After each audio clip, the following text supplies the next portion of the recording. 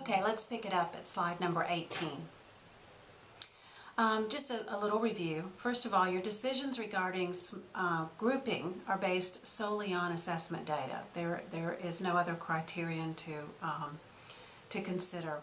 The whole point of small group instruction is to meet the specific needs of the children in your class and to grow young readers.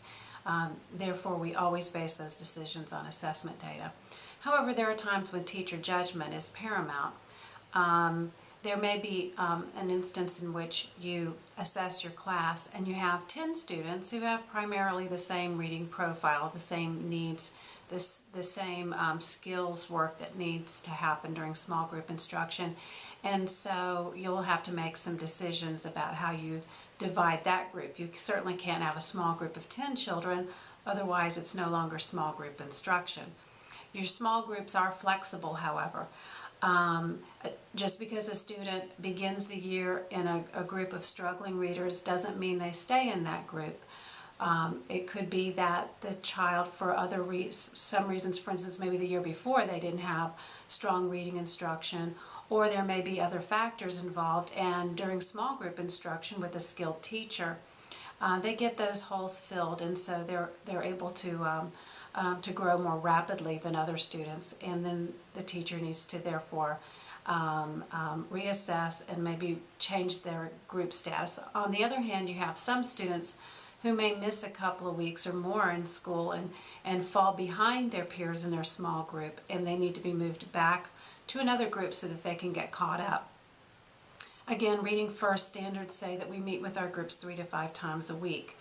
And we all know that effective teachers use time effectively and use it as a resource, much like when you have materials in your classroom. Those are considered a resource that you can use. Time also is a resource that effective teachers understand. The next slide shows a little table, a week at a time, and how time can be used as part of your differentiation of instruction. So if you'll notice from this graphic, if we meet with all of our students 3 to 5 times a week, it becomes clear that that number 2 group must be the students who are not struggling as readers. These are the grade level students. And so you're going to meet with them 3 times a week. On the other hand, groups 1 and 3 need to meet with the teacher 5 times a week, and so we're not going to compromise that with those students. We're going to meet with them every day.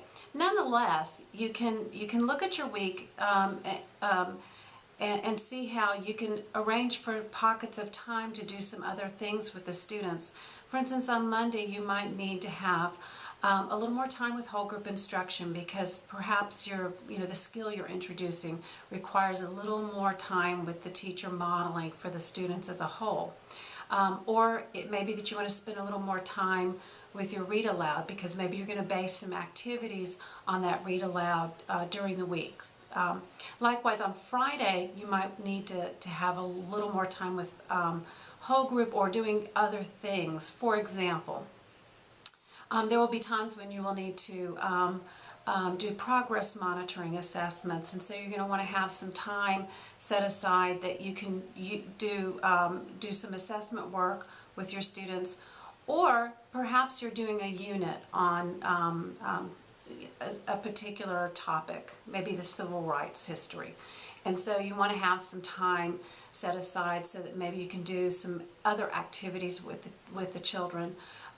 Maybe some cooperative learning activities, or you may want to do an art project with your student that relates to a read aloud that you've done earlier in the week.